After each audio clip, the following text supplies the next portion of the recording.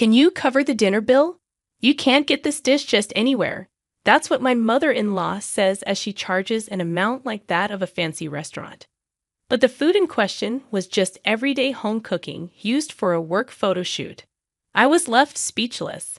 I didn't want to deal with this kind of in-law family, but one problem after another kept coming. My name is Catherine Parker. I'm 29 and work at a publishing company, chasing the latest trends every day with my husband Bob, who is a fashion magazine editor. We met during a work interview when I was assigned to feature popular hair salons. I visited the top-rated ones based on online reviews for interviews. The most highly recommended was a certain salon where my husband worked. The skills of the hairstylists were impressive, and it made sense why they were so popular. All the staff were pleasant, and the treatment felt like it was over in no time. I loved the salon so much that I decided to get my haircut there even after the feature was finished. During the interview, the stylist who answered most enthusiastically was my husband Bob. We both found out we loved indie films and got excited, promising to go watch one together. That's how our relationship started, and within about a year, we considered getting married. But little did we know there were significant issues with Bob's family. Not just for us as a couple, but even my family got dragged into it when we went to greet Bob's family. I found out for the first time that Bob's mother was a fairly well-known cooking influencer.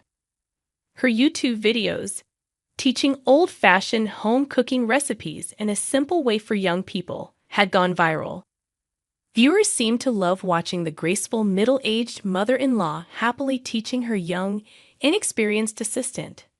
The comment section was filled with praises like, "I wished my mother-in-law was like her, and this is way more helpful than imitating my nagging real mom." Not knowing who she was hurt her pride. "Even though you're in editing, you don't know about me. You really should keep up." She looked annoyed, and I panicked. I was worried that I had upset my mother-in-law, but after sincerely apologizing, she was sweet for the rest of our visit. I felt relieved. My mother-in-law even encouraged our marriage, and I thought there wouldn't be any mother-in-law issues. But my father-in-law seemed more difficult. He just sat silently sipping his tea, and when he finally did speak, he had concerning things to say. "You might want to think more about marriage." We were puzzled. What could be the issue? It said that my father-in-law is stubborn and often frustrates both family members and those around him if he's opposing without any particular reason. Then we're at a loss. My husband frowned. Why not give a reason? Mom's on our side. We're going to get married. At my husband's words, my father-in-law gazed and abruptly left the room. I stayed silent, but started to worry if he was dissatisfied with me as his future daughter-in-law. My mother-in-law looked at me and smiled. "Don't worry, he'll come around eventually." Her comforting words touched my heart. My husband also looked at my mother-in-law with trusting eyes. It was clear that in this family, only my father-in-law was the odd one out. I know it's hard with Dad opposing us, but we'll try our best to get his approval. My husband repeatedly assured me that there wasn't any issue. Catherine is the one I chose. Dad has no right to interfere. I felt reassured by my husband's words. From then on, my husband and my mother-in-law persistently tried to persuade my father-in-law. During this, my husband shared something with me. Dad suddenly said he wanted to talk without Mom around, probably because he knew she'd side with Catherine. That's kind of petty. I felt the same way at that time. But it turned out my father-in-law had a completely different reason. Finally, my husband declared that if this marriage didn't go through, he would remain single for the rest of his life. Only then did my father-in-law relent, and so we made it to our wedding day. Our new home was in an apartment just nearby my in-laws' house, an apartment my father-in-law owned. We were filled with happiness. I resolved to do my best to get along with my in-laws and be a good wife. One weekend, my in-laws came to visit. Regarding our marriage, there's another piece of happy news. Actually, I'm going to be producing a new restaurant. I genuinely admired my mother-in-law's talent. My husband was grinning with joy. I continued the conversation, but for some reason, my father-in-law wore a frown, really putting a damper on the mood. "Don't you approve? It's not fair to your wife if you don't." I blurted out to my father-in-law. He let out a big sigh and muttered, "I'm going to collect some rents with the family finally together," selfishly taking off on his own. Once my father-in-law was gone, my mother-in-law began to explain. "It's hard for me to say, Catherine, but I earn more than him, and he doesn't like it." "I'm sorry." I shook my head. It wasn't her fault. It's ridiculous that a grown man like my father-in-law is being so petty and selfish. From what I heard from my mother-in-law, my father-in-law has a chronic illness and hasn't been able to work for a long time. He just manages an apartment building they invested in. Growing up, my husband always saw his hard-working mother and felt lonely. He wished my mother-in-law could be home like the mothers in other families. My father-in-law was always home, but he wasn't the type to play with him due to his illness. Over time, my husband came to believe that my mother-in-law had to work because of my father-in-law. Since my husband was young, he's had resentment towards my father-in-law. "He's a grumpy old man, just ignore him," he'd say dismissively. Even my mother-in-law didn't deny it. A few days later, my mother-in-law called. "Catherine, your family runs a sushi restaurant, right?" "Our place is a pretty popular high-end sushi restaurant, featured on TV and in magazines more than once or twice. Currently, not only my parents but also my brother and his wife run the restaurant together. If it were just like the old days with only my parents, I'd invite you over without hesitation. The second and third floors of the restaurant are living quarters. My parents live on the second floor, and my brother, his wife, and their kids live on the third floor." I mentioned that it's a bit hard to relax and visit often because of my sister-in-law and the kids. My mother-in-law responded, "I understand." She then asked various questions like where we source our top-quality fish and how business has been. I casually told her everything I knew. "It'd be great if we could all visit sometime," my mother-in-law said. I told her I'd check our restaurant schedule and get back to her. I didn't care much about my father-in-law's opinion, but I really wanted my mother-in-law to enjoy our sushi. Though our conversation seemed fine, for some reason, starting the next day, my mother-in-law began ignoring me. It felt like our frequent interactions had been a lie. Today, I messaged her before work, saying I was going to stand in line at a renowned pastry shop and get her favorite jelly dessert, as she had requested. But she left my message unread. Later, after work, I reported back. "Unfortunately, they were out of the jelly dessert, but would you like me to get some of the famous cakes instead?" No matter how many times I messaged her, she didn't read them. Finally, when I tried calling, to my surprise, she had blocked my number. I was baffled since I hadn't done anything wrong. It was my mother-in-law who had learned about a famous pastry shop near my workplace and had insisted I get something from there. Despite that, she treated me this way. I felt a mix of confusing emotions. When I confided in my husband, he strangely blamed me, saying, "Did you say something rude to my mom?" I was annoyed and bewildered because I hadn't said anything wrong. I was planning to gift those popular pastries after all. We've always been indebted to them, and I genuinely wanted to please my mother-in-law. I worked hard to do so. When I got upset at my husband's harsh words, he began to suggest that maybe I was the one in the wrong. As I stayed silent, not understanding what he meant, my husband bitterly repeated what he'd heard from his mother. I told my mother-in-law that she's just an amateur with a tad bit of knowledge about cooking. She wouldn't recognize good sushi if she had it. She shouldn't even come to our restaurant. Apparently, I was accused of speaking ill about my mother-in-law. Apparently, my mother-in-law lied to my husband, painting me as the villain. Even when I insisted I'd never say something so terrible, my husband wouldn't believe me. I was baffled and overwhelmed, wondering how things got to this point. From then on, the spitefulness from my mother-in-law intensified. Although she works as a culinary researcher, my mother-in-law is incredibly stingy. For instance, she never shares the dishes she prepares for her shows with the staff. She packs everything into containers and takes it all home. Not just that, she also takes home any leftover ingredients or condiments provided for her. The staff are all taken aback, but they're too scared of my mother-in-law to say anything. After all, my mother-in-law is the kind of person who has no problem making abusive and bullying remarks. I bet y'all can work just because I'm here. So every day we eat the dishes my mother-in-law prepares for her shows at home. Even so, it's just regular home-cooked meals. You should be grateful you get to eat such a feast because of my hard work. She'd always demand gratitude. My husband just nods in agreement, completely brainwashed by her. My father-in-law remains silent as ever. I feel like I'm walking on eggshells. Once dinner is over, I'm ordered to do the dishes. When I finish and try to head home, my mother-in-law stops me. Do you think you can just leave without paying? This isn't just any meal, it's special, saying that my mother-in-law extorts meal money from me, an amount you'd expect from a fancy restaurant. I'm left utterly speechless. Don't you dare tell Bob about this. My mother-in-law always insists that I keep this secret. I wish I could just cook for myself, but my clueless husband is always in a good mood, eating my mother-in-law's meals.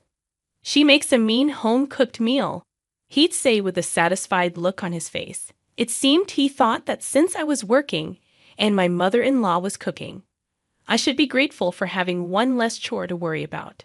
You should be more thankful to my mom, he'd tell me dead serious.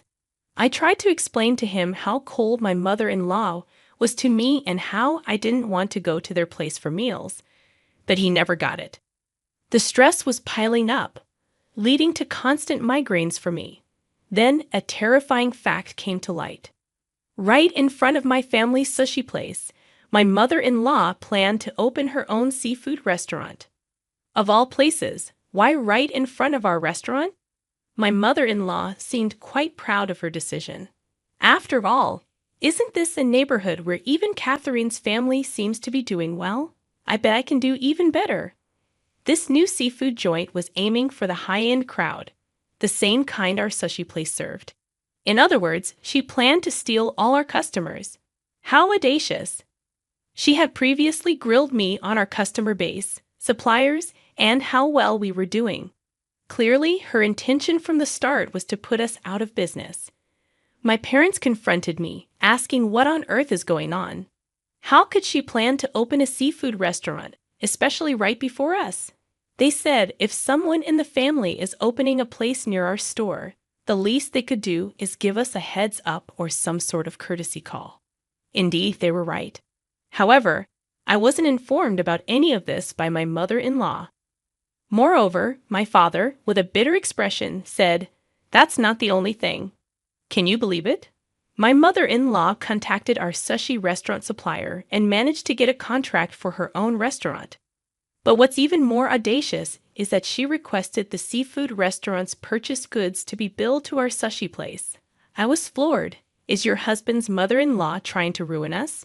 Distraught, I buried my face in my hands. Just then, the doorbell rang. When I opened the door, my father-in-law was standing there. "I hope it's okay to come by," he said. "When I asked about the sushi place, they told me to find you here." Seeing my father-in-law unexpectedly made me nervous, but noticing my tense expression, my father-in-law said, "Catherine, I'm really sorry about everything." My father-in-law apologized sincerely. There wasn't a hint of the usual gruff demeanor I had come to expect from him. I was taken aback as my father-in-law began to share his story, starting with an apology for his consistent rude behavior. He opened up about the feelings he had been holding onto, sharing how he had always been sickly since his youth, making it hard for him to hold down a job. That's when my mother-in-law stepped up to the plate, finding work to support them. He was truly grateful for that. However, as she gained fame, my mother-in-law became consumed by greed. At first, he tried hard to reason with her. Being obsessed with making money and thinking only of one's success is just wrong. My mother-in-law's career was built on the backs of her staff and assistants. He told her time and time again that she needed to value her team, or there wouldn't be a future for her. But she wouldn't listen. As her obsession with money grew, she also became more tight-fisted, cutting corners with expenses. She preached about using organic and pesticide-free produce while actually using cheaper imports from the local supermarket. Some of her more conscientious staff members spoke up about this, only to be met with my mother-in-law's wrath and bullying. This caused many of them to quit. My mother-in-law grew paranoid, thinking everyone was jealous of her success and out to criticize her. She was particularly harsh on younger women, often making them cry. My father-in-law could easily envision how my mother-in-law might treat any future daughter-in-law, and he was worried for me. That's why he had been hesitant about our marriage at first, knowing I'd be on the receiving end of my mother-in-law's nastiness. He had hoped to make my husband aware of my mother-in-law's true colors over time, but my husband always took my mother-in-law's side, just as I had thought. My husband didn't listen to my father-in-law at all, so I had no choice but to give up. Because he couldn't work, my father-in-law always felt a sense of inferiority and wasn't able to build a strong bond with his son. From that point on, my father-in-law kept a close watch to ensure my mother-in-law didn't mistreat me. I was filled with remorse. My father-in-law, whom I had mistakenly thought was just a stubborn old man, just laughed and said he did it on purpose, so it was all right. It was my father-in-law who told me and my parents about my mother-in-law's sneaky tactics. Well, let's go deal with that wicked witch. At that time, my oblivious mother-in-law was visiting our sushi restaurant with some relatives. "I'm in a good mood today. Everyone eat up," she ordered, indulging in high-end sushi one after another, treating her relatives to a feast. After making quite a mess, my mother-in-law called my cell. "I'm at your sushi place right now. I forgot my wallet. But you wouldn't charge family, would you? It's a bit awkward, but mother-in-law, we've declined your supply contract." You could hear my mother-in-law gasping on the other end. She seemed stunned that we knew. "We're already at the restaurant. My father-in-law is here too. We've heard everything." My mother-in-law looked back, and there we were, my parents, me, and my father-in-law, standing at the entrance. My mother-in-law put on a defiant face. "Well, we're using the same suppliers, after all, and we're family. It's only right that you cover the cost." She charged us for meals, but when it was her turn, she expected it to be free because we're family. That's just too selfish of my mother-in-law. If we're family, then our meals should also be free, right? We'll be needing a refund for all we've paid. My mother-in-law gasped, showing her displeasure. How stingy can she be? That was special high-quality stuff. You should be thankful you got to eat it because of me. My father-in-law chimed in with a look of disdain. The staff has all been saying the same thing. Evelyn insists that ingredients you can buy at any supermarket are high-end. Furthermore, she's such a miser that she takes everything home without leaving a scrap. My mother-in-law was shocked to discover not only that her husband knew about the supplier talks, but also what the staff had been saying. Then my father-in-law dropped a bombshell. "I'm fed up with your greed, and don't think I don't know about you stealing recipes from Mrs. Henderson." My mother-in-law was left speechless. She tried to remain calm, but her body trembled uncontrollably. "It's all lies. Don't believe any of it," she exclaimed in a shrill voice. Previously, my father-in-law had been consulted by Henderson, the assistant. The assistant was distressed because my mother-in-law was presenting the recipes she'd thought up as her own ideas. She had said that she'd be content if she considered her a partner, but if she was to remain just an assistant, she wanted to be compensated for her recipe ideas. Upon hearing that, my mother-in-law was furious, as if she'd been set on fire. "How stingy can you get? No one would give a hoot if it came out under your name. Don't get ahead of yourself." The revelation left the gathered relatives in an uproar. Knowing that Mrs. Henderson had been silenced by her, "Do you all trust Mrs. Henderson and my husband more than me? That's ridiculous." That's when my father-in-law pulled out Mrs. Henderson's recipe book. "I kept this just in case. It's undeniable proof." My mother-in-law gritted her teeth in frustration, but there was nothing she could do to punish my father-in-law. We had already contacted the company planning to launch a seafood restaurant. My mother-in-law's phone rang. "Mrs. Parker, is it true you took Henderson's recipes? We're going to postpone the seafood restaurant opening." My mother-in-law went pale. You're all so cruel. After all I've done for you, this is how you treat me? It's like you're all ganging up on me. She pretended to be the victim, sitting down on the spot and sobbing loudly. Ignoring her antics, my brother's wife presented the bill. Your meal comes to $982. At that, my mother-in-law threw a fit. Wait a minute. I'm your mother-in-law. My brother's wife just chuckled at her. Paying for what you eat is just common sense. Even kids know that. Stumped by my brother's wife's logic, my mother-in-law was at a loss for words. Not willing to admit her wrongs, she looked around for someone else to blame and pleaded with the relatives. Can't someone else pay this for me? Seeing how much I'm struggling here. Relatives quickly slipped away in hushed tones. Ultimately, the wallet my mother-in-law brought intending to completely corner her this time was used. The remaining amount was paid by credit card. My stingy mother-in-law truly hated parting with her money, shedding tears during the payment. In the end, still fueled by anger, I leaked tales of her greedy antics and her theft of recipes to the weekly magazine department at the publishing house where I worked. In no time, the news went viral on TV and online. My mother-in-law's reputation as a culinary expert tanked, and my father-in-law decided to divorce her. Meanwhile, my husband, upon learning the truth, repeatedly apologized to me. He sincerely regretted not hearing me out. I asked him to reconcile with my father-in-law in return for my forgiveness. Mrs. Henderson, once just an assistant, was now in the spotlight, replacing my mother-in-law. Being naturally talented, great things are expected of her. Due to all the trouble she's caused, my mother-in-law found herself swamped with lawsuits. However, unable to pay the massive amount in damages, she found herself desperately turning to her childhood home for help. She went to the extreme of relying on her elderly parents' retirement funds. When her relatives found out, she was disowned by her own siblings and family. She's currently working tirelessly as a night security guard at construction sites and as a janitor in office buildings. Upon hearing my side of the story, my husband realized his misunderstanding and finally apologized to my father-in-law. My father-in-law also regretted not mending his relationship with his son. So the three of us decided to start anew, living harmoniously, putting behind the days of being manipulated by that selfish, miserable woman. From now on, we aim to be a family that genuinely respects each other.